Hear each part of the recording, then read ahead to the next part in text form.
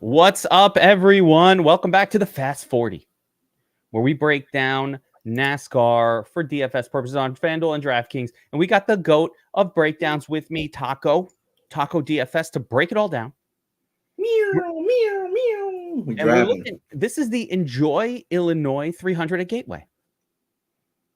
I don't enjoy Illinois, but, shout out my neighbors over there. This is pretty much just St. Louis, but whatever. We'll enjoy Illinois. We'll give it a chance. Outside of deep dish pizza, is there anything to enjoy about Illinois as a state? As for the rest of the state besides Chicago, I'm not gonna lie, it's just like Indiana here. It's just a bunch of nothing, bunch of corn. One thing you can enjoy is if you're a fan of non-conventional intermediate track racing, or if you're just a Hendrick hater, you might enjoy this race because this is not looking like any race we have seen so far this year. It's built like a short and flat track, right? But it's just huge. It's the size of an intermediate track. It's using the short track tires, but it's in the intermediate track package. It's a very weird track to wrap your head around. And we've kind of seen speed translate year to year here. And it's not on the guys that you would ever expect to be good at the intermediate tracks. It's been Team Penske across the board has been amazing here. And they've notably been very good at the short and flat tracks.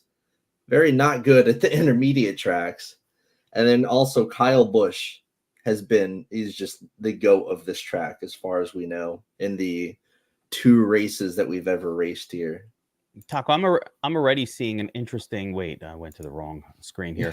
An interesting discrepancy in the odds table, and I don't know how visible this is via the YouTube channel, but I am seeing an interesting discrepancy here, and that is take a look at the win odds, right, compared to the salaries, and of course you've got Michael McDowell, who is 6,500 and has the same win odds at 14-1 effectively as Kyle Larson at 12-1. On some sides, he has better win odds than Kyle Larson. There you go. Like, wait, and Willie Byron is Michael McDowell. So, like, I'm looking at top 10 or the win odds, right?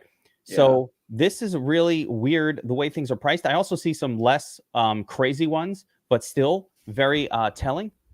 Like Joey Logano at 9,300 is 8-1 to win. Again, whereas Kyle Larson, Martin Truex, all these guys are more expensive with less good odds of winning. You got Kyle Busch and Ty Gibbs as well down here in the 8K range. And they're surrounded by 41-1 to win types. So I think the value picture is very clear here. What do you say? Yeah, but it's usually when you get those few guys at the bottom that have pretty good value, they're chalk, they have place differential, what have you. This is very, very, very, very risky value because they have nowhere to go but backwards. They're almost certainly going backwards, but that only matters. The question is how many laps do they lead? Who leads? We had a very similar front row to this race in 2022. We knew nothing about this race going in. The front row was Chase Briscoe and not Michael McDowell. It was Chase Briscoe and Austin Cindric starting second, sort of like how Austin Cindric starts second in this race. So, back then we also had, some 6-7K guys in the front row. And I think Briscoe led like 26, 27 laps or so. And then ultimately ended up getting passed by Cindric, who led the rest of the stage. And then once those guys are in traffic, they were long gone and forgotten about. But it's almost like a big Martinsville, this track, when it comes to just not being able to pass very easily. And what is the reason it's so hard to pass? It's 11-degree banking. Just super duper hard to pass in this next gen car. The aero blocking is just a little too easy. Obviously, you can see there Kyle Busch has this track figured out, as his 2 finishes here were by far the highest scoring, like by far over anyone else. And he, by the way, in both of those races, I mean, it wasn't like he was a play stiff guy. He was starting somewhat. Yeah, he did it from the pole, and he did it from starting a bit back in the field. let's take a look at who else has been good here and where they started from. I'm very fascinated by this. So looks like in 2023 here you had Ryan Blaney starting second, similar to this race, get a bunch of lead laps and kind of finish in the nuts lineup. 2022 we had Joey Logano, same team, different car, doing really well on that Penske team. Logano wins it. Let's see, Truex led a few laps. There's Blaney again. So in both races, there's only been two. Blaney has been a piece of the nut lineup as well. Yep. Interesting. And interesting thing about this track is I have it in my notes from last year that this the pit road is really awful. Like horrendously bad. One of the worst pit roads we go to. Ooh, good. So there's a little bit of value in having a really good pit stall, but also we saw 11 and 10 cautions in those two races. I think this week the under 10.5 cautions is like minus 130 something. Like, if you're to go off the odds, you should expect 8 or 9 cautions overall. So that's 6 or 7 without the stage breaks. But obviously the stage breaks do add just another break into the action. It's really these 1-2 car little spin outs that we see. We don't see these big cautions. Obviously one could happen at any time on a restart or whatever, but it has been fairly carnagey overall, at least like constant breaks. It's not like Martinsville where we just see 100 laps in a row, choo-choo train, kind of boring stuff. So the racing has been good. I walk away from these races being thoroughly entertained, which is nice, so that makes it a little bit different than some of the short track action that has been kind of a snoozer. These are good races. Predictable, however, compared to all the other intermediate tracks that we go to, or at least tracks that we use the intermediate package at. This has got to be one of the least predictable. So you're using the domination station here. The projections will be the confidence level just overall is a little bit weaker. May want to bump up the randomness. May want to, more freely take stands on who to bump up, who to bump down. And yeah, it's just, we've only been here twice. So, so far it seems like track history year to year seems to be pretty sticky with guys like Blaney, guys like Logano, guys like Kyle Busch doing well in both of the races, despite not really doing well at the track type outside of that. But again, with only two races here, still don't have a whole lot to go off of. I do. I mean, those two races did show some patterns. We don't know how predictive those are, let's say, because it's a small sample size. But I am seeing some predictability here in the sense that if you look at the two races, one thing that has been at least consistent through the two races is you do kind of favor drivers starting towards the front, right? Mm-hmm. Look at the 1 through 5 scoring, 46.7 average, yep. And then as you again, this is just an anomaly here. The 16 through 20 kind of doing terrible, but kind of leveled out after we get past that actually 1 through 5 group, or I don't know if you'd include any more of them, but after that 1 through 5 group, the scoring kind of levels out across the entire spectrum.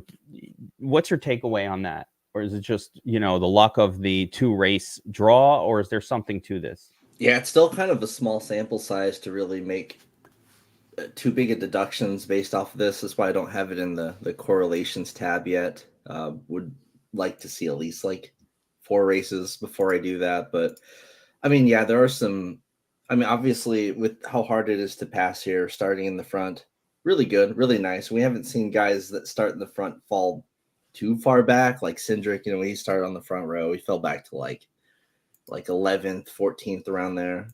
And yeah, we've seen, we've had practices, we've had qualifying at this track hasn't really been rained out. I think they said yesterday that the Cup Series hasn't had a rained out practice since Gateway last year. Like they had actually been on a pretty good streak practice wise or qualifying wise when it comes to that. But God knows that Mother Nature has sure been trying us lately. So yeah, I wish we had more races to go off of. The Truck Series, we have plenty of races to go off of because this is a normal staple in the Truck Series. They just added it recently, sort of like how Iowa that we're about to go to, I think next week. they're adding that. That's been a staple in the Xfinity series, and they're just adding that to Cup. So we get another bad short flat track to go to. Interesting. Yeah, I don't know. It really, the two races at least have been consistent. So at least the two races that did happen here, again, looking at this, it's pretty consistent. When you see Busch, Blaney, Logano, kind of Logano, similar little group, doing really well. Seems like that probably is a group we want to be looking at heavily. I'm excited to see the notes and see if Busch, Blaney, and Logano are featured prominently. I'm going to assume they are in the players we want to work with, guy. And then there are some really great play stiff guys that we can target at fairly low prices to make it all work. And then, of course, there is the Michael McDowell question. Yeah. What to do with McDowell? And even crazier, like, you want to get the GPP only version of that question. What do you do with Austin Cindric? Yeah, I know. I've been just auto fading Cindric for so long, and his form at this track type is so bad. But I guess if there were any track to break that trend, it would be here.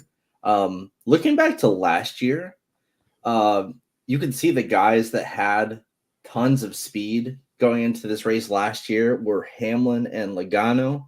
We had Hamlin and Logano being 1 and 2 in like the 10, 15, 20 lap averages. Going into the race, those guys finished first and second, dominated the race. So practice does seem to at least be pretty telling at this track, just going off the few races that we've had here. But there will be a bit of a temperature difference. The race should be a pretty hot one, a hot, slick sort of track, and getting towards the upper 80s. It's going to be a hot day out there in Illinois, so they'll have to bust out the sunscreen there. And the practice was in the mid 70s, lower 70s, so it will change things a little bit. But I'm inclined to believe, just going off of last year, the guys that practice really well tended to run pretty well in the race. So let's go. Have to keep that in mind. I mean, one of the great things about the research station, and again, I'm not sure how visible this stuff is, and if you're not signed up for DFS Army, of course, you should be signed up, so you have access to these tools. You can be making lineups all night long and all of that. So, this is one of my favorite tools that we have, this research station that you guys are seeing in the background here. And a lot of people just scared to open the research, wait for the podcast. You should be looking at this stuff, right? And analyzing it the way that we kind of do on this podcast. You're able to do that yourself. But one of the great columns I love here is just how you kind of break down the practice times in this column over here. So I don't necessarily have to look at it through this lens, which is a little, more cumbersome in terms of the visual. So just looking at it real quick, you can browse through and kind of see who was fast, right? Blaney, 1-1-1-1-1. I mean, come on. Logano, 1-2-2-2-2. Yeah, Ty Gibbs. And those cars were 1-1-1-1, 2-2-2-2-2 were the 1 and the 2 car from last year that dominated the race. And you know who was 3-3-3-3-3 last year? It was Michael McDowell, who ended up finishing third. McDowell, there you go. Not third. He finished ninth, but he had a good top 10 run. I guess I would say it's interesting that McDowell, while quick, is not super fast, and actually it's Austin Cindric. Well, he's been a hot lapper all year. Like, how many poles does he have this season? Yeah. He's got several poles. To McD or not to McD? That's the question. And there are some other drivers that are popping. First of all, Bubba Wallace, who no one's talking about. Pretty quick in practice. Okay. 23XI. Where'd that come from? Yeah, this is McDowell's third pole on the year. Has he ever been in the nuts off of the pole? I mean, those are at super speedways, though. So, yeah, but he's been over qualifying pretty consistently all year. And then, yeah, his teammate starting 35th is a weird one. And another thing with the silly season really developing this year is that Michael McDowell, we've known that he's on the way out with Front Row, and he's sitting in first with Gilliland sitting in 35th. Now, I think a lot of that's to do with before the start of the season, Penske announced a technical alliance with Front Row. Penske's fast here. Guess who else is fast here? Front Row, or at least with Michael McDowell. Are we loaded up a little on bit of that Penske speed on his side here? I was gonna say, are we loading up on Gilly even with these slow plastic practice times? Yeah, when he's starting second to last, and there's Carnage. well over 8 cautions expected. Yeah, should be able to see some carnage. And he's also been starting in the rear a lot recently and finishing pretty decently. Like he has his last 3 finishes, the intermediate tracks, 14th, 15th, 17th. Pretty good. And he started like really low in most of those races. So he's just been kind of a place differential merchant. The 35 hole has not been bad for this track in the two tries prior, even if the rest of these turds didn't do a whole lot in the turd zone. At least the 35 hole has a couple good races here. I'm definitely not looking at it. I'm definitely not looking at it from specific I like it, man. spots, hey, man, I kind of let's go. I like it. We focus a lot on the front row. The back row doesn't seem all too bad. Yeah, let's get down to the actual individual specific starting spot and assume that is predictive. The Daytona duels, man. The Harvick and the 4-hole spot thing. Yeah, even though it's not necessarily predictive, who cares? Let's pretend it is. Starting spot. So let's just start for the top here, right? And we'll go through it. Should we do you want to do your notes on screen, Taco? I like the research station, but either way, I'm cool with it. Let's stick with the research. You know what? I like to see what Brady has to say as well. I do love to see what Brady has to say, but I also like people to subscribe to DFS Army to get this stuff. So sets me a little bit, but I guess we could pop it open. Actually, before we get into it, so we'll get into a player breakdown, but I do want to remind everybody, both DFS Army and non-DFS Army, I just want to talk real quick about the props subscription that we have going at DFS Army, because this thing, I just have to keep showing the tracker. These guys continue to produce. So the player props subscription that we have here, that's Will Lynn and Sniper and the rest of the team giving out plays. Mutt and Madness doing some videos as well. But we track all of these plays, their price picks, their underdog, their sleeper, the pick'em games that they have on those sports. These guys give out tickets, full tickets for these sites. They tell you exactly how much they're playing, how much they're risking. And you can just see, last 30 days, just this month alone, Taco, this is a $35 subscription right now, and it's going up, so get your sub now. In the last 30 days, if you followed along with these guys, you're up $1,500 on $10,000 worth of bets. Most of them, look at the dollar amount. They're 25 and 10s and 15s, a lot of action and a lot of winning. If you've been hanging with this crew year to date, and we are in June. We're at the beginning of June, 6 months in. You're up $10,482. This is what's risk, 62,000. Again, all 60, 50. Sometimes you get your big one. We love it. But most of them are $20, $15, $10 plays. Lots of losing, lots of winning, but great ROI. All time, they're up 20,000. This goes back to the start of the NFL season. So this is a $35 a month subscription at DFS Army. They give you the tickets. Taco, you don't even have to put the ticket in. When you click on it, it populates on Prize Picks. You just have to put it. Yes. It's so easy. Now that's something that I could use. I do use. It's been fun. I love Talon. I love W. Lynn. Yeah. Will Lynn is a fucking genius. Like, this kid is a special guy when it comes to this stuff, and Sniper's awesome too. And these guys are putting out tracked winners. Where else are you going to find that? A lot of people complain in DFS, talking like, oh, I'm making money, I'm losing money. We can't give out tickets in DFS, right? You're not allowed to just give out lineups. Plus, we like to win tournaments and the whole thing. You're not winning a tournament. I like to win them myself. Yeah, that's right. Well, we're here. We had to do some chopping last night, but I'm okay with sharing with my friends. I had sharing with random people though. I did not play Xfinity; I was busy, but I did play the trucks, and it worked out really well. Fucking Corey Haim, what's up? Corey Feldman, the boys. It's Haim time. It's gonna be Haim time all year. Corey Haim, baby, I love it. License to Drive. Go watch it. Great movie. So anyway, sign up for the prop sub, $35 a month. It's a pick'em sub if you're here. Of course, we want you to join our NASCAR subscription as well. Get the notes, get the research station, and we are starting up. Wait, let me put myself on screen for this. We are starting up best ball season. now. It is June, and it is the start. My best ball rankings are live on the DFS Army website right now under season-long fantasy. See it right here. I'm not going to show it on screen, but you can upload those directly to DraftKings or Underdog and just do some auto drafting. And we're going to do some live drafts. We're going to talk some best ball strategy, how to beat your friends in the regular leagues, how to attack tournaments. We are in best ball season now. So I love the month of June and July where we could do a lot of best ball drafting ahead of our, August regular fantasy football stuff. So make sure to check that out as well. Right now, if you're not a snoozer in the off season, there's a lot of edge to be had on the casuals just going into these best balls. They don't know who the next Puka is. I do.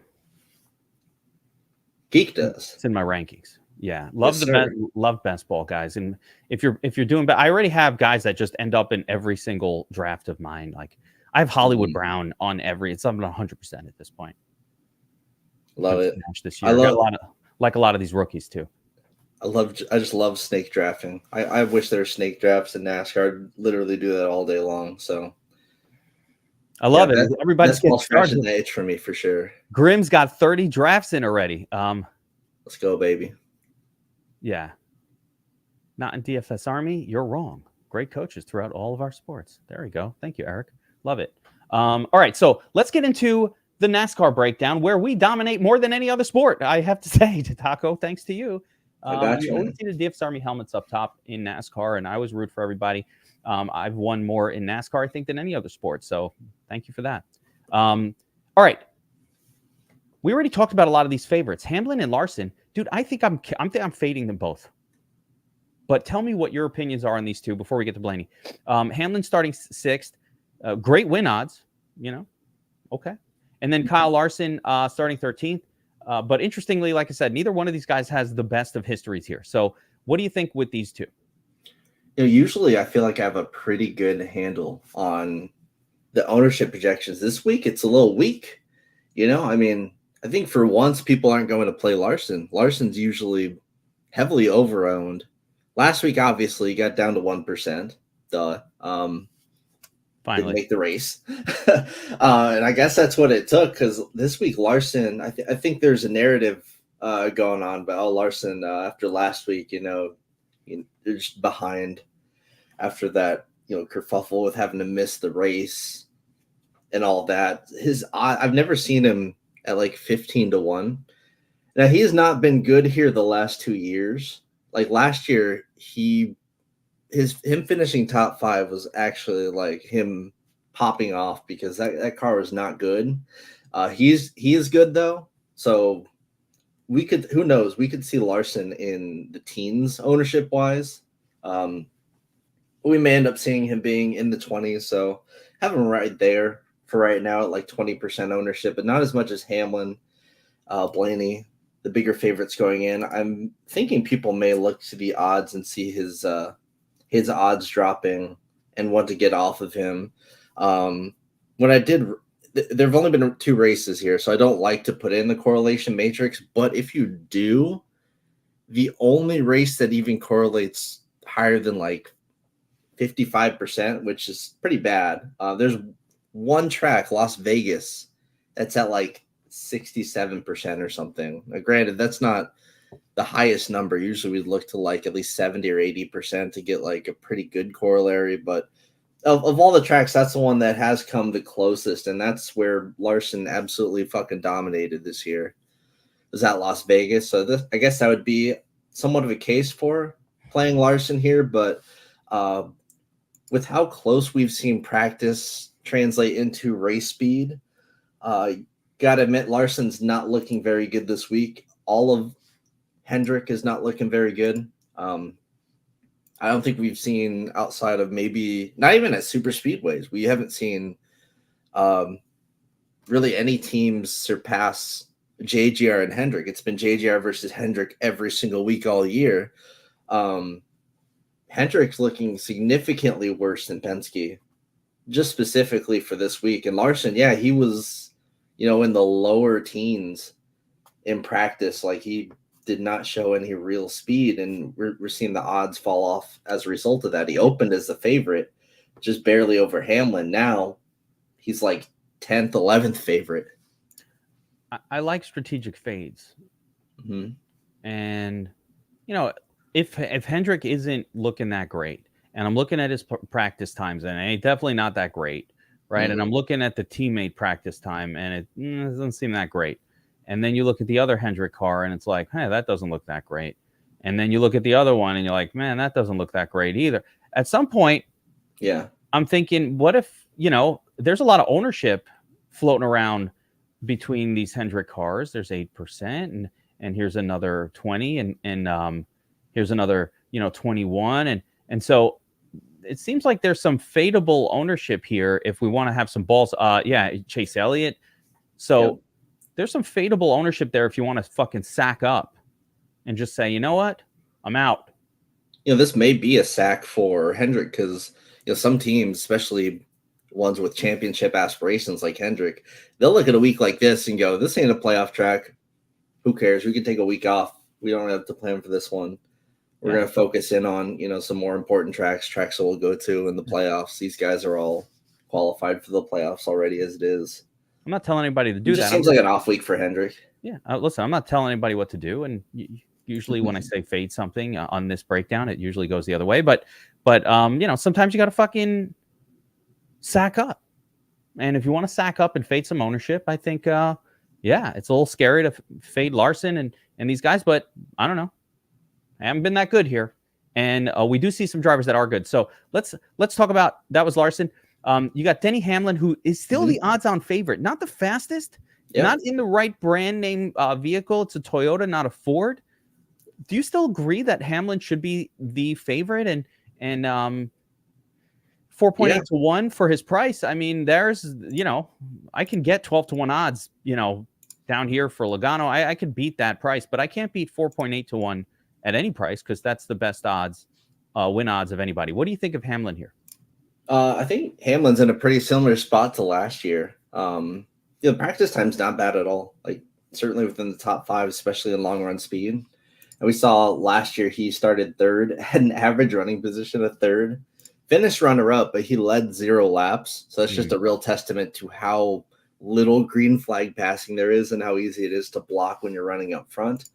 Kyle Busch was just like no one is ever going to pass him. So Hamlin has always been very happy to run second or third and just consistently put up those top 5s and just finish races and do well. Now at 11-2, I don't know if that scores you too much. I think he's like 14 on FanDuel or something. I would be a little bit more interested in him on FanDuel overall, but I kind of like him in cash. This is a weird slate for cash. I think right now my cash line is looking like Truex Hamlin. Really? And then just play stiff. Yeah, because Hamlin's just consistently going to, like, if you run this race over 100 times, he's going to run top 5 a lot of the time, and he's going to finish safely a lot of the time, as where guys that are working their way through traffic or just in more unsure conditions may have more volatility in their finishes. Usually look to someone like Byron to run similarly to Hamlin. With all those Hendrick guys being a bit off this week, it just seems like JGR being the favorite team here, Hamlin being the most safe, conservative, and sure thing of them, just seems like a really nice spot to splash them in for cash. Interesting. And Truex as your second JGR cash. That's the play stiff, but he's also pretty safe, consistent finisher here. He'll run like 5th. It's not a ton of play stiff, but it does look like he was fast enough in practice here. Didn't run the full course, but decent speed. Decent. I mean, the win odds. Yeah. Okay for the price, not great. Starting 19th. Yeah, I'm not as thrilled about GPP with these guys. Decent track history, by the way. Actual lap leaders. Let's give Truex the credit for 5th and 6th in his 2 attempts here. So good track history for him. Let's continue on though. There's some exciting names here. So Christopher Bell. We cannot go past Blaney. I'm sorry. We can't. Whoa. That's right. I jumped all the way down. Very, very, very important play. Blaney's Blaney's the chalk. No, he should be the top guy.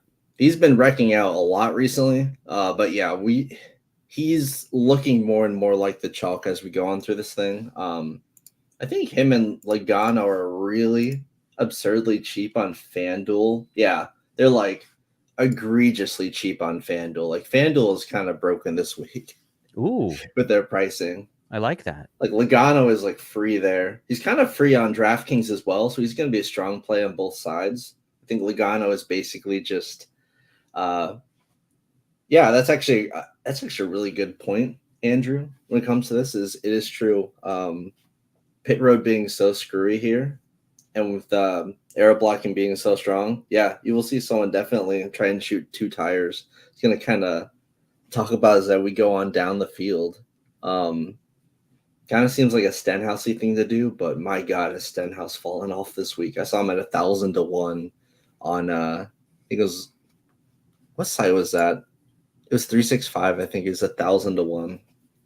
But yeah, after a certain point in this race, the field will get kind of mixed up just pit strategy wise, because it is a strange one with how the stages are working here. But at least early on, the question with Blaney is like, does he have a chance to pass the front row?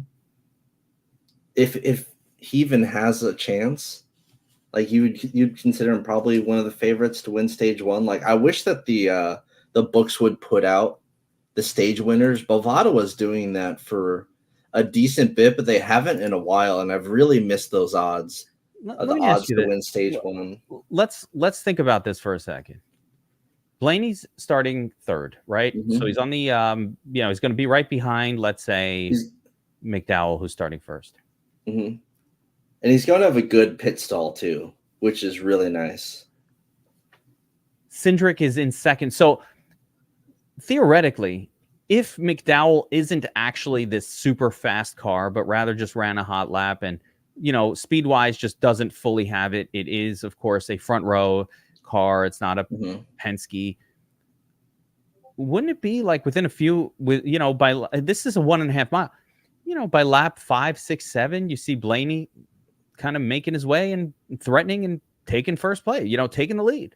It's seeming more like it'll be like lap 20.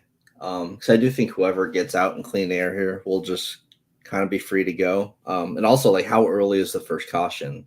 That'll matter as well. With how hot and slick the track's going to be, I figure there's a pretty decent chance that there's at least one caution in the short stage one. So stage one's only 45 laps. After that, you have like a 95 and then like 100 lap stage. So those stages are significantly longer. So we'll get like an earlier break than, like last week we had the 4 stages were all like 100 laps each. So a bit more even. This one, there's more of an early break. So, but yeah, with how cheap the two guys starting up front is, if either of those lead just stage one, that could be enough with a top 10 finish. But for Blaney, yeah, I'm not really sure that he'll be able to catch them on green flag speed, but could he get there off of like one early caution? Absolutely. He definitely seems like he has the speed to do it. There's a reasonable chance. He's had long run speed all year. There's a reasonable chance Blaney finds that lead here within the first stage. So I think that's definitely in the and card. throughout the course of the race too, he'll have a good pit stall and should be up there all the race like he has been in the first 2 races here. He's the guy. He's the guy you want. You want to pay for Blaney. Mm-hmm. If this ownership is correct, Taco, at 30%, I think that's too low. I will be over the field if 30% is what he is in terms of the field weight. Personally, I would just go above that. He's starting third. We've seen the history of drivers on this track starting first, second, third, fourth. Those are the ones you want to target. They've scored well. To me, this is a no-brainer. You want to have Blaney, and he probably will do really well unless he crashes, which is, nothing I can predict. So, yeah, let's load up on Blaney on this one. Truex, good history here, 5th and 6th. Decent win odds, not great, 11 to 1. What do you think? Yeah, it seems like his upside is pretty much just him floating up to like another 5th place finish or so. Not going to be the most aggressive driver overall. Strategy calls are probably going to be fairly conservative. So he's more of a cash game guy than a GPP guy for me this week, just the way I'm seeing it. He's not going to be in the nuts if he doesn't lead laps and he doesn't finish like top 2 or 3.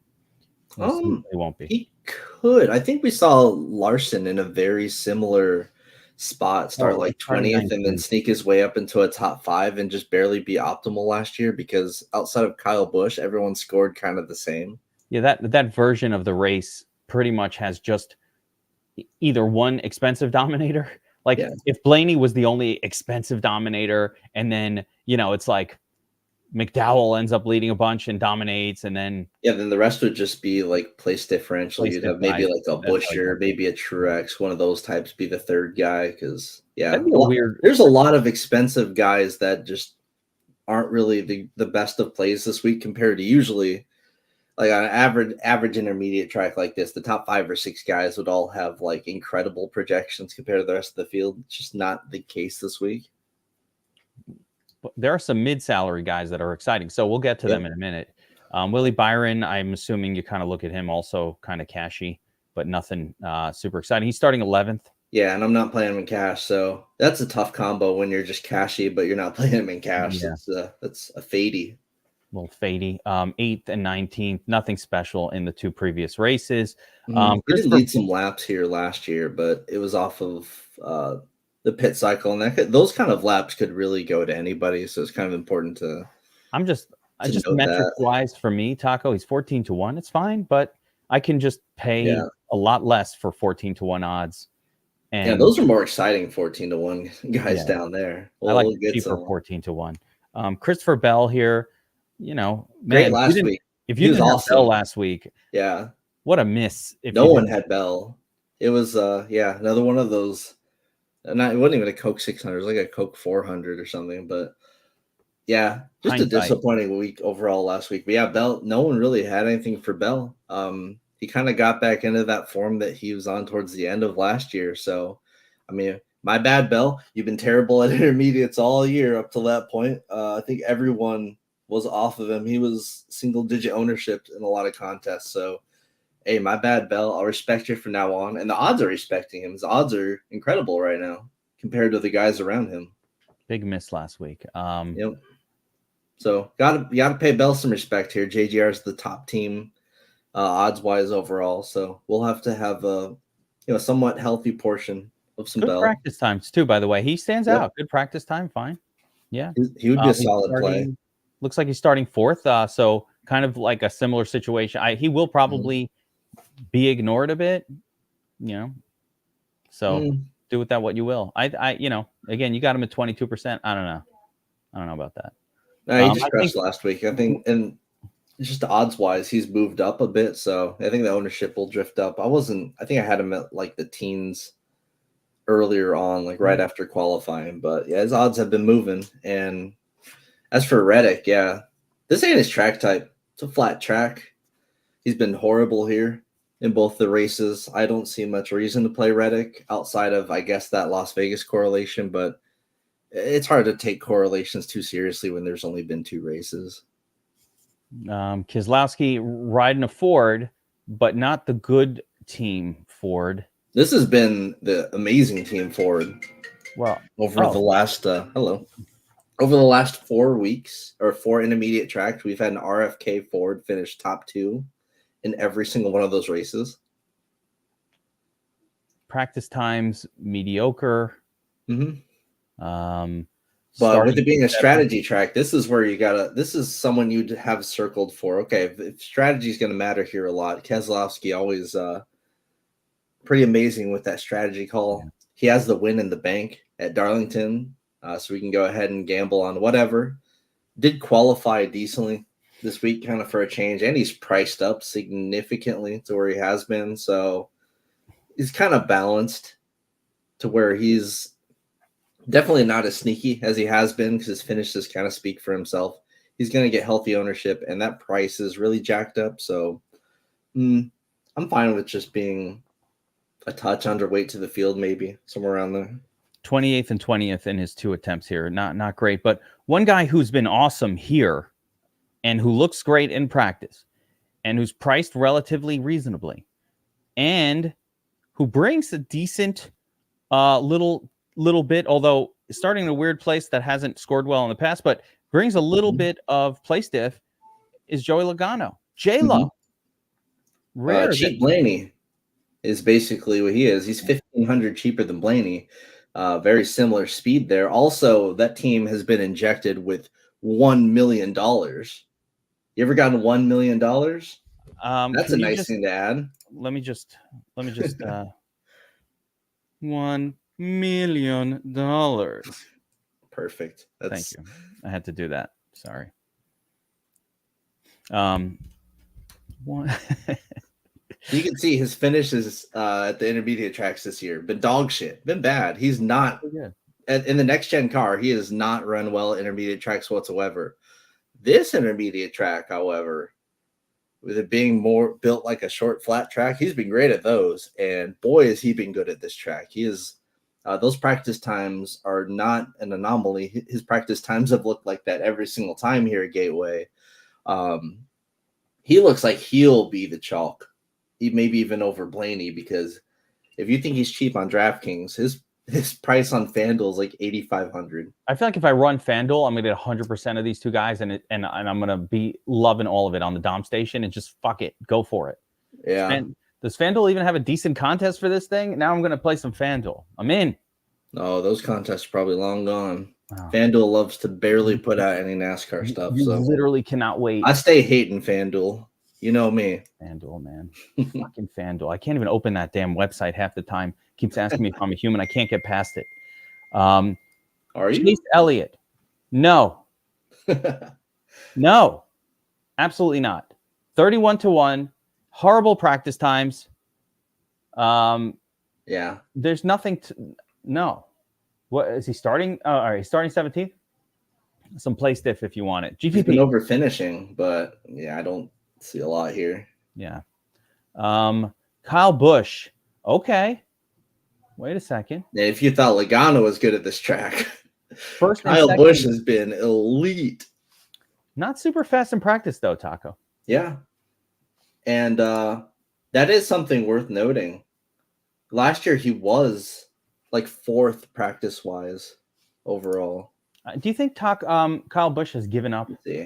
Has he quit? No. When he said everyone asked that last year, and then this track happened. So is that what? Because when he said to Stenhouse, "I suck," like during that fight, I think Kyle Busch showed some lack of self-confidence.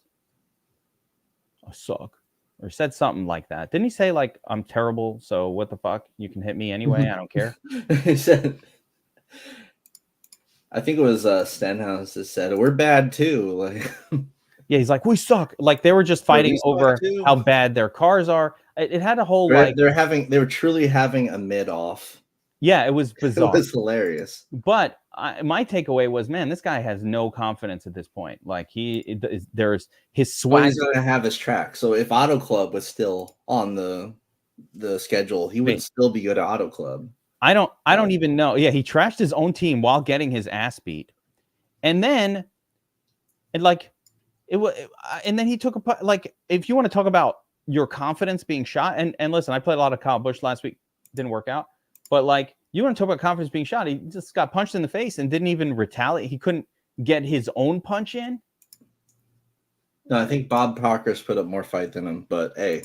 Ricky Stenhouse's dad was beating the shit out of Kyle Busch at one point. I was like, wait, somebody's dad is in there fucking throwing fists? What is going on here?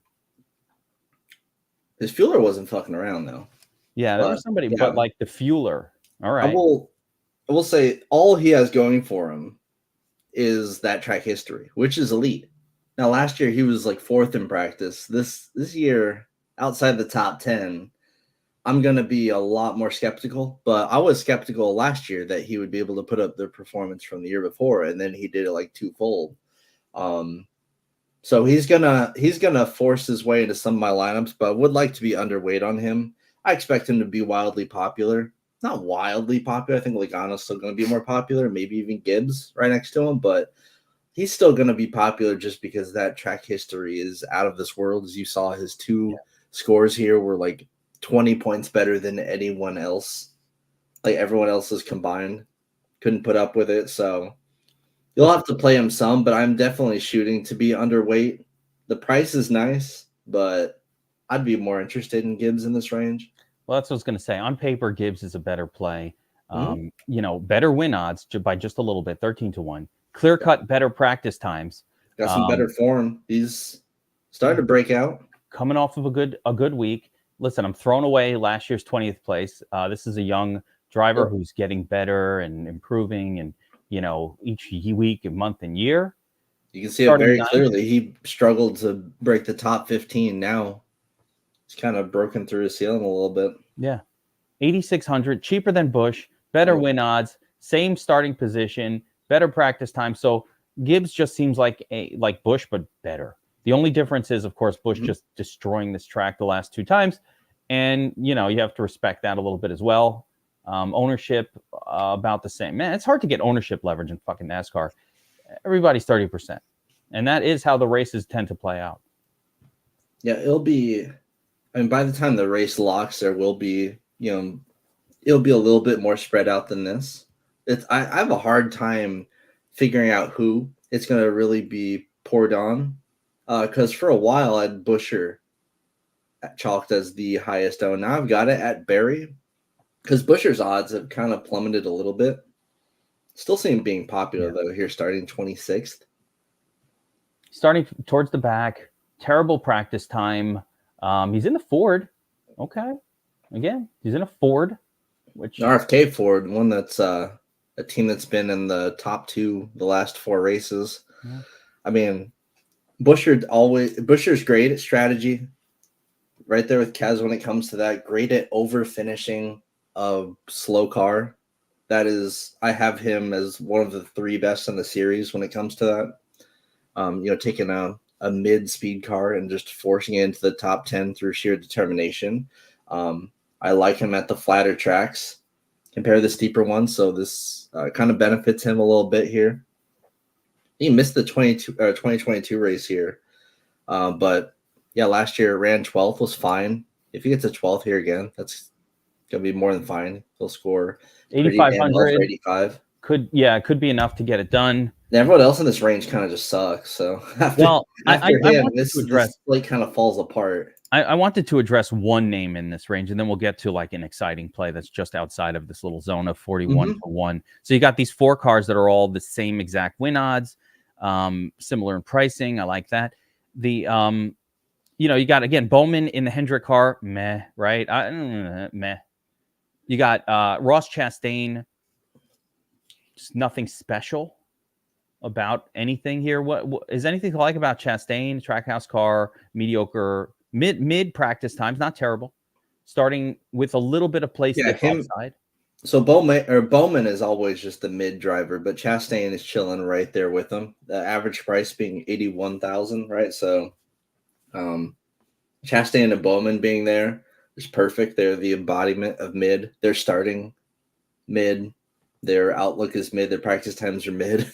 But somebody squeezes their way up. Yeah. If one of these guys squeeze their way up to top 5, they are in the nuts lineup at this price. I was thinking about Chastain with that. Like if Chastain were to be the guy to take 2 tires and end up front, if we're aero blocking here, like who's better aero blocking than him? So I could see Chastain. I have Chastain as my contrarian low owned dominator for like a single entry.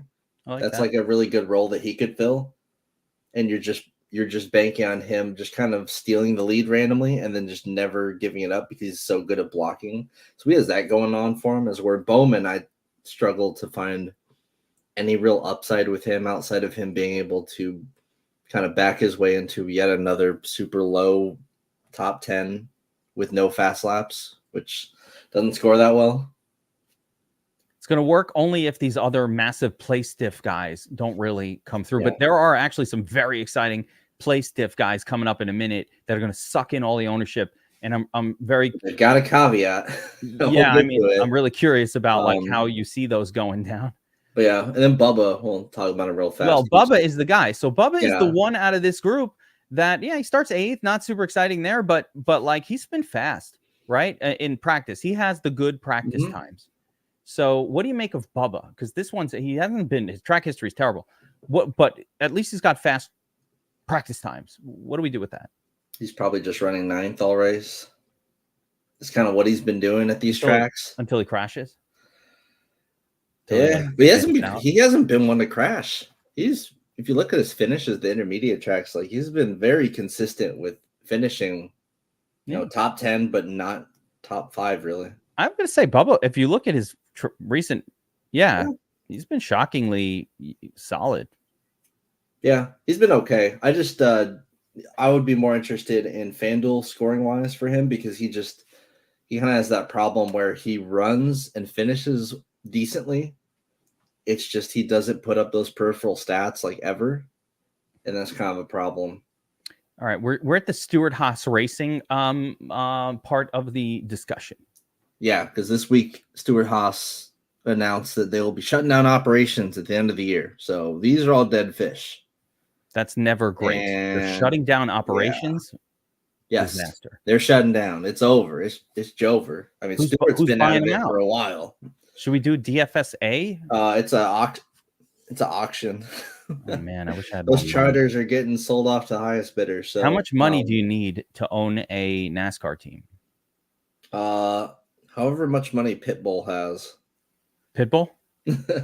Yeah, because I'm sure Trackhouse is going to be gobbling up some of these. 30 million. We'll see. But yeah, so these guys all rate out great because surprisingly, Stewart-Haas has been doing great at the intermediate tracks this year, just out of nowhere. I mean, look at those finishes. Look at all those top 10s. They've had top 10 finishers at every single intermediate track this season. Look at like Barry, 3 straight top 15 finishes for him. Briscoe with the 5th at Darlington, the 6th at Texas. Yeah. So this group here looks great on paper, starting deep in the 20s, but yeah, practice times were pretty bad. Barry's were okay. So Barry, I see being the chalky one here. His odds are better. Although there was one side, I think it was FanDuel, had Briscoe at 50-1, which was kind of random, but I'm just going to chalk that up to FanDuel being silly. Yeah, so Gragson and Briscoe, they're going to be the lower owned options here. Starting deep in the 20s, they've also had like the decent form here, especially Gragson. When you say lower owned, you mean just like because Barry's going to be because they're both they're all Barry's really high owned. Chalky. Barry's going to be very chalky. Barry, any track history? Is it because he just smashed the last 2 intermediates and now we love Barry? Yeah, and this is more of his track type as well. And yeah, just he has significantly better odds. He's also got some books where he's 50-1, and the practice times were considerably better than Briscoe and Gragson. But we could be getting trolled with this entire range because, I mean, who knows? I mean, right now the pole sitter is someone who is out at the end of the year in Michael McDowell. So it's always hard to I try to avoid overreacting to news like this. But when a team is shutting down, it does complicate things because we haven't really seen that in a bit, I guess, since like McLeod shut his team down. But yeah, this is a bit of a unique circumstance. So it could be kind of a wait and see over the next few weeks, or at least I wish it could be wait and see. Right now, these plays are staring at us, and they're very important plays because there's not a whole lot of value to be had. So if you try to avoid Stewart-Haas, these place differential cars on the slate, I mean, where do you even go to? You better be a McDowell believer because there's like no value on the slate otherwise. So yeah, it creates a considerable challenge here. I guess you could look to Suarez starting 31st. There is one name. Yeah. There is one name. One glorious name. I'm a big fan of. I don't want to spoil it, so I'm just going to wait. But there are names that you can get for cheaper than 75 to 7,200 that offer wonderful play stiff and all kinds of stuff like that. But yeah, this trio is really interesting. Gragson's been spectacular just this year. Mm-hmm. He's elevated himself out of like a turd into, a driver that comes with a price tag. Josh Berry, again, those amazing finishes the last couple of weeks. If you didn't have Berry, you didn't have money. If no Berry, no money, right? The last couple of weeks. So, or a couple intermediate tracks. So he's been great. Mm-hmm. These guys all offer amazing play stiff. 29th for Berry, 27th for Gragson. So I don't know. I'm just going to dismiss the whole thing with the team shutting down as something that I don't know what that means and what it's going to do to the team. And if anything, these guys are just auditioning for a new team at this point, which like Gragson, I could see being a very hot commodity. Even Barry also, those two, still young. Gragson was amazing in Xfinity. Barry was as well. Barry's been very impressive in just the last year and a half. This is the new school, Taco. These guys are on the ups. Yep. They will be back, I think. These are the new school guys. At some point, Logano's going to retire. Like, it's enough. Hamlin, a couple years left. If that. And if anything, you can mix and match these guys. I'm sure at least one of them will do well just due to Carnage. I'm sure one will become Carnage. We'll see. Moving on down the list, Eric Jones. My boy. Normally your boy, but man, I don't know.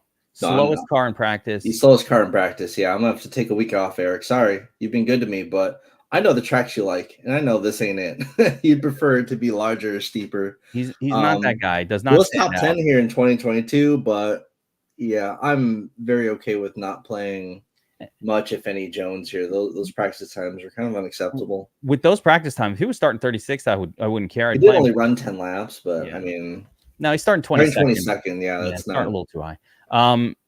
Daniel Suarez, never know what to do with him. He's starting 31st. Good starting point. His practice times were kind of bad because he got slower as the runs went on, but some carnage in the works. And I mean, man, if you don't believe in McDowell Cindric here, like past Suarez, like where's the value? I would say there is again. There's two names. There's two names coming up. But I mean, that's not a lot of names when you're talking about the entire bottom half of the field. No, but there are a couple names. People got to stick around because there's significantly less names than usual. Guys, and there are definitely no names at the very bottom. If you want those names, hit that like button. All right, subscribe to the channel, notification bell. Go. Let us know. Hey, we want those names. The studs starting in the back. I don't know. You think that'll work, Taco? They're gonna hit the like button because of that? I think you have to find a new verb besides hit. Everyone says hurt, or everyone says hit. You got to crush that button. Roundhouse kick the like button. There you go. Roundhouse kick it. How about do the Karate Kid crane kick that shit? Fucking kick that like button. There you go. Cobra Kai. Johnny. I don't know what I'm saying. And Priest, Killer Priest. I've seen him 1,000 to 1 on multiple books. He's fallen off completely. You've got to figure that he's just getting the scraps, whatever's left of Stuart Haas at this point, because he's probably not going to do a whole lot for the rest of the season. Poor Killer Priest, man. That's my boy too. He has not got it done for me at all this year, Taco. No. Him and Colo. I almost have to get off of him and Colo. And I feel like the new school with Barry and Gilly and all these guys have taken Colo just keeps over qualifying. It's kind of his issue. But yeah, Priest, definitely the least sexy name at Stuart Haas. He's got the least to drive for. Bro is probably just going back to the Xfinity series or something. I don't know what we're going to see from Priest. But unless it's like a short, flat as fuck track, like I'm not going to be too interested in Priest. No, sorry, buddy. And again, when your teammates are all 100 to 1, and you're 1,000 to 1, 500 to 1, the same price, the same starting position, effectively, but 400 or 1,000 to 1 if you go to the crazy books. By the way, that's why you need to shop your odds if you ever bet on this shit. By the way, don't just look at one book, especially for NASCAR. Don't bet on FanDuel; they're stingy over there. Well. Just a side note for betting purposes. Anytime there's no two-way market, you can only bet yes. You cannot bet no. Be very cautious of those. Yep. And shop that line. You can't bet no. It's a one-way market. They can fuck you. So just be aware that is how it works. No Killer Priest for me. 5%. The ownership is super low at 10%. Fine, whatever. The only thing he's got really going for him is starting 32nd. But there are other play stiff guys starting further back. He ran okayer last year, but practice time's not too encouraging. Yeah. And we're going off practice more than a usual track this week. Michael McDowell starting on the pole. This is a big one, guys. This is a decision that needs to be made on every single lineup. 6,500, 14 to 1 odds. So for 6,500, I can purchase a driver with the same odds as Kyle Larson, who costs $11K. Yeah. Just as good as Willie Byron, who's 10,200. But it's scary because Michael McDowell is normally considered a turd or a lesser driver, so to speak. And he's starting on the pole. And if he goes backwards, he is going to get minus points. So how many laps can he lead? The other benefit, though, Taco, as you were telling me, is the pit stall, number one overall, is probably a nice thing to have on this very track. Nice thing to have at this track. Incredibly I love nice. the pit stall, man. And it's worth noting that he's been slightly better than mediocre this year. So, I mean, if you're going long term here, Michael McDowell would certainly be considered mid to lower tier driver. Now, at road courses recently, he's figured it out. It's become really good. Super speedways as well, but it's kind of bled his way into other tracks. We saw him run top 10 last year after starting outside the top 20. Had a really good run, was super fast in practice. And then this year, before the season starts, Penske announced that technical alliance with Front Row, and I think that's got a lot of the reason, that's a lot of the reason that they've been doing well at places that Penske has done well. They've been qualifying really well in places that Penske have qualified really well. Dude, I feel like this we whole see Penske situation being super fast here. Look who's super fast here. We've got Michael McDowell on the pole. It's such a lot of bonkers situation. Let me ask you this. With McDowell and Cindric, I mean, they both look good. Like, how do you choose? I don't know. The Cindric I know how to choose. I fucking hate Cindric. So just fuck Cindric? Is that what we're saying? We're just like, fuck him. He was faster in practice than McDowell. So McDowell actually has like good recent performances just in general, as where Cindric has been fucking god awful everywhere he goes except this track, pretty much. Like he had one good run at Homestead to end the year. Yeah, Cindric does have the history of starting second here in 2022 and passing Briscoe in green flag conditions and leading the rest of the stage. So he has that going for him, which is way more credit than I would ever give Cindric usually. So then he finished in 11th. Was he in the nuts? Probably, actually. Let's see. Let's go check it out. Cindric winds up finishing 11th.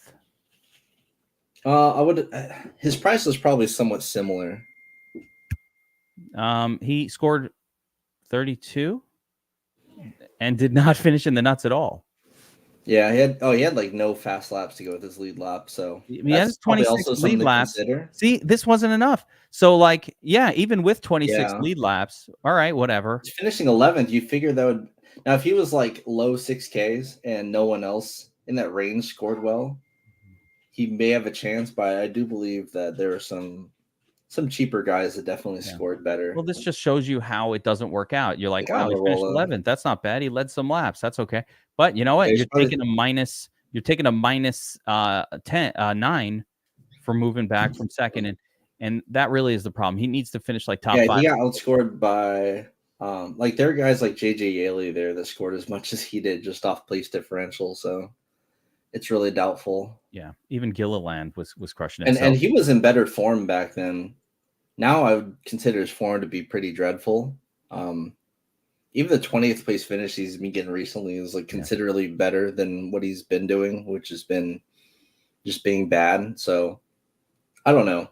I'm a bit biased against Cindric, if it's not obvious by my verbiage. He did jump up to 20-1 after qualifying, and then overnight he kind of settled back into like the 30-1 range, is where McDowell stayed pretty steady, like that 14-15-1. I'll put it like this: if you want to go heavy on, practice time, I think Cindric is probably good for that. Like he was super fast. He's on the Penske team. He strikes me as more of a FanDuel play for sure. Let's talk about scoring works. One of my favorite plays on this slate is Todd Gilliland. Mm-hmm. Primarily because he's in the right brand car. His teammate is super fast and on the pole. But he is certainly in the B car. Like there's no doubting that. But he's started in the rear in a lot of these recent races where he's finished well in the top 20, including based on past history, Taco. If you look at this track and we look at historical scoring, right, and you look at some of these names, when we get outside of the zone of very, very expensive drivers, these 40s and 45s and like that kind of score that Gilliland absolutely will get if he finishes like top 18, he doesn't need to gut. If he's, let's say, in 17th or 16th place, let's do the math. Well, you can see him there. He started last year. He started 28th, finished 15th here. That's really good. And he scored 42, right? So let's say way more than enough. Yeah, he scored 42 in that one. He's starting 36 now, so that's an extra 8 points of place diff. So he doesn't even need to get that same 42. He doesn't need to get to 15th. Probably get to 18th place. That's very close to the nuts. Remember, the nuts for low 40s is getting you in the winning lineup here. So Gilliland effectively, where am I? Starting 36th, 35th, 200 to 1, not bad for the price. And if you're looking back at those finishes, especially from last year, a lot of those poor finishes, like the 35th and such, were remember he was going back and forth with Zane Smith. He would oftentimes take the Rick Ware car while Zane got the 38 car. So it was not always in that 38 car. When he's in the 38 car, he has done much better than his history would make it seem. So there's still a bit of that bias when it comes to it. We've seen recently that he's quite capable of running pretty decently, even with the B car on this team. Only negative, again, is just practice times were not that great. Actually, were terrible. So, yep. He's like the best of the Carnage plays for sure. Yeah, at 6,400. Maybe you could argue Suarez is, but he's right there. Well, we'll get into some of these other names too. This is what I'm saying. I don't think it's completely horrific down here. But all right. Let's jump back into it. Ricky Stenhouse. I don't know. No, I saw him at 1,001. He's been dropping like a rock, and there's like almost no reason to play him here. Terrible finishes in the previous two, but decent. I mean, if you needed a reason to play him, he did have decent practice times. Yeah, but he's starting 24th. I don't think you need any reason to play him. Not a whole lot of upside there. There's some hosts in this house. Yeah, Hocevar is interesting for sure. Really quick, I love Hocevar this year, man. The only negative with Hocevar all season has been he's always like 20th or he's always qualifying 20th. Yeah, he qualifies a little too good, and then you can see the finishes. They're kind of like where he's qualifying. He would be a great play stiff guy if we could just get him starting 30th. Yeah, I don't know if I love him here, but I do like the price. I like the price point. What do you think of Hocevar? Playable, starting 20th? Yeah, he's playable. If anything, just because most of the guys in this range are pretty bad. There's one guy that popped for me before I looked at the research station, and I want you to tell me about him in a second here. But it gets pretty gross here. Colo, starting 15th. No good. Starting 15th. I can quit him when he's starting 15th. That's the rare occasion where we don't need to play Colo. Yeah, and he was just terrible last week. Like, just that 35th place finish was not a wreck or anything. He was just god awful. Yeah, didn't do any good for my lineups with Colo last week. Justin Haley actually pretty good here. He's been good too. He's actually shown that the Rick Ware cars are kind of worth a damn. I know the problem is, again, he's starting 21st, and the upside is so limited. Yeah, where's he getting to? I mean, he does have a 9th place. Not that long ago. Practice times just eight. Yeah. But decent finishes here, 16th and 14th. I think he's good here, but I don't know that if he gets back to 15th place, if that's going to be enough coming from 21st. It could be. We've seen his upsurge recently. Probably have a bit to do with that technical alliance with RFK, who's been popping off recently. So that's the upside for him. I'm sure that Cody Ware does not benefit from that also. Global ownership. I feel like I always have a max ownership, or I definitely would today. I don't see an all-in driver. What do you think? Max ownership, Taco, 50%?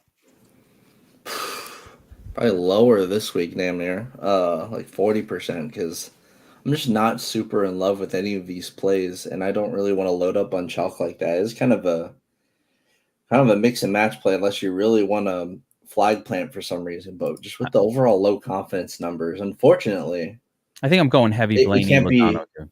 Yeah, I'm just gonna go heavy on those two. We just can't safely go as heavy on people as we would at a way more predictable track like a Las Vegas or Richmond, a Dover type deal. Just kind of is what it is, especially with like the McDowell thing. If you play McDowell, your lineup's going to look completely different than if you don't. I played Nemechek in the first lineup I built. And then you saw the practice times and odds. I didn't look at any of it. I was just the late night. I was, in fairness, I was just smoking. Oh, the placeholder lineup. Yeah, I was just like, hey, what would I do if I didn't do this breakdown or look at the research station? And I think I had like Haley pre-qual and they qualified 21st. I'm like, dang it! All right. Nothing really good down here. I feel like Nemechek and Zane are playable a little bit. Yeah, because Zane got a spot start here in 2022 and did all right. But yeah, this season you can see the finishes have been horrendous. 1,001. Yeah. Hemrick, who actually has some decent finishes, including last week at Charlotte, another surprising top 20 there, but his practice times are among the worst. 701. I hate Burden. I actually hate Burden more than Cindric. Those are my two least favorite drivers. So you'd have to really try and convince me to play Burton, and I just don't see any sort of reason to. And then the last two are, they're Derek Kraus and Cody Ware. These are not guys that were normally. Don't have a whole lot to say there. Yeah. Kraus starting so high, and then Cody Ware is a piece of shit, and he's slow. I feel like Cody Ware was in was there ever a track this year where he was like competitive or this in there? This is like his third start since coming randomly, back. He drove this track last year. Who knew? He came 24th at Talladega. Yeah, that was the only race he's been in. This is his second race back from a very long suspension from Daddy's team. So what was he? Oh, that's right. Wait a minute. I'm supposed to know these things. He's slapping bitches around. Yeah, he's a fucking doing person. That's right. I forgot about that. Which is the team that's shutting down? Rick Ware? No, Stuart Haas. Okay. Not that. Rick Ware should have shut down, but they've turned it around. They got with RFK. They've got Haley on their side. They've got some good things going for them. Rick Ware. With some McDowell on their side. Right. Taco, that's it. I think we broke it down here.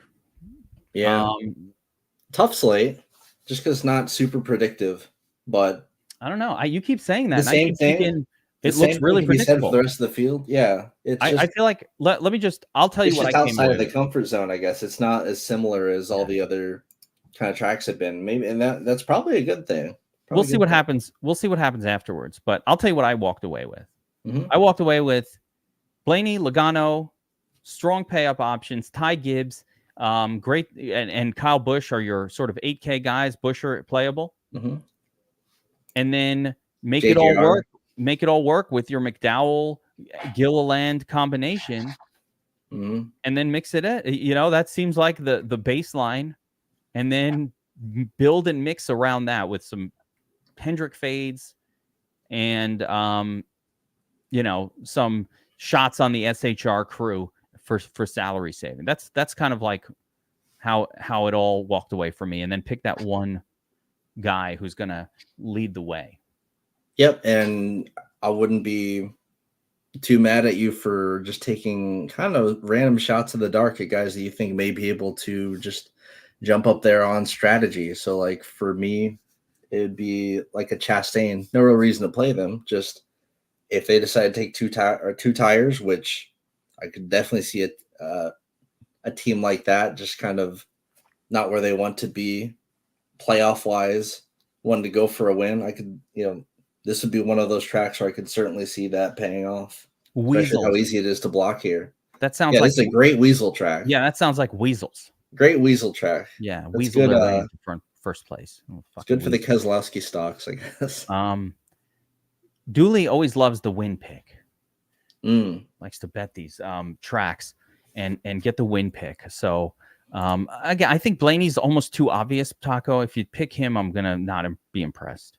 Yeah, I'm never allowed to take the top like 2 guys. No, I don't think I'd want to. I don't want to bet. Because Blaney is good at running races, right? But he's pretty bad at winning races unless it's a super speedway. So I wouldn't really pick him either way.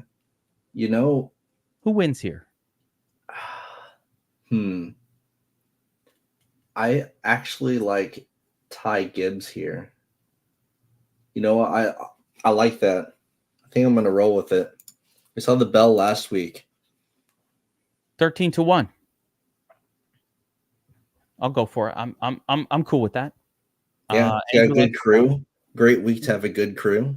I like Logano. Yeah, I think Logano is going to. I think you're going to see the benefits of that $1 million cash being injected right into the team. Is this a thing that happened? Bell to the back? No, Bell back to back is what they're asking on last week. I wouldn't be terribly shocked because when we saw him get in form at intermediate tracks last year, he was good at pretty much all of them. And actually, man, I do like the Bell pick a lot because I forgot how hot it's going to be at the track. Man, that's a good one. But I'm going to stick with the Ty Gibbs pick. I like that one. All right. I'm not going to make a pick on this track. I don't even feel confident enough to even say a name. What was that? You said Cody Ware's going to win? You say he's going to lead all 240 laps? Cody. Mr. 5 Cent got to get super a little contrarian with the plays. So, yeah, guys, that's going to do it. Remember to hit that like button if you enjoy these videos and let us know. You should be signed up for DFS Army. Get on that prop sub. Get on the NASCAR sub if you want our domination station optimizer and the best tools and projection in the game for NASCAR. Everybody knows it. All the pros from other places sign up here. Like, why are these guys here? Why are their names signed? Oh, because they know. Because the helmet spam. They know. They know what's up. So get in there, join the winning team. Look at the top of if you're watching this and you're kind of like, man, this guy's talking shit. I don't believe. Just watch at the end of today, or at the end of Trucks, or at the end of Xfinity. Look at the top. Look for those DFS Army helmets. They're always up top. That's what we do. So we want you as part of this team. Get in there. It's the summer doldrums. We got NASCAR. We got MMA. We've got baseball. I love baseball, man. A little MLB action. A little NFL best ball action. You want all that. So get signed up. Guys, good luck on the race today. We will see you on the top of the leaderboards. Heck yeah, helmets up.